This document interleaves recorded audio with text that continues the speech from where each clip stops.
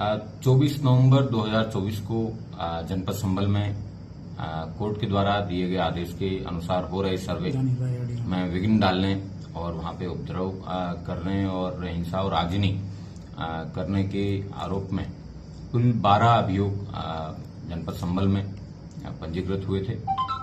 उनमें से 7 अभियोग पुलिस के द्वारा पंजीकृत कराए गए थे, 5 अभियोग वो आम जनता के द्वारा करवाए गए थे। उन सभी अभियोगों में कल चार्जशीट है वो दाखिल की जा चुकी है।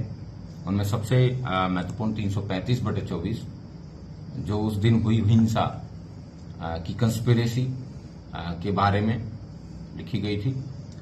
उस अभियोग में कल जियाउर रहमान बर्क जो कि यहाँ के सांसद हैं उनको चार्जशीट किया गया है और उनके साथ में एक अन्य नामजद अभियुक्त सोहेल इकबाल उनकी वहां पे घटनास्थल पर मौजूदगी घटनास्थल के पास में मौजूदगी पाई गई, लेकिन उनसे कई घंटों की पूछताछ करने और अन्य साक्ष्यों के संकलन के बाद में किसी प्रकार के साक्ष्य उनके खिलाफ नहीं पाए गए, इसलिए उनकी नामजदगी गलत पाई गई।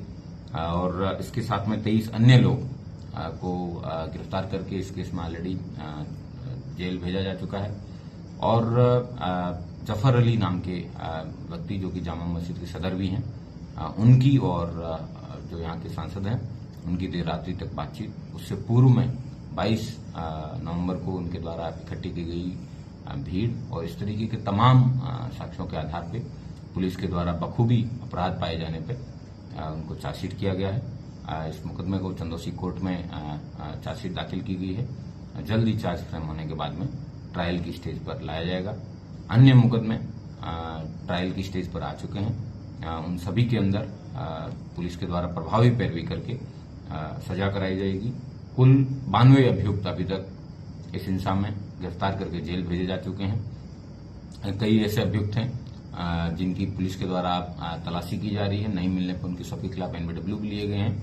82 और 83 की भी कार्रवाई जो कि पूर्व की सीआरपीसी में की जाती थी, जो नए बीएनएसएस के जो सेक्शंस हैं उसके हिसाब से उन लोगों की कुर्की की कार्रवाई है वो जल्दी अमल में लाई जाएगी। सांसद जियाउर रहमान बर्क इसमें घटना में संलिप्त पाए गए हैं जी।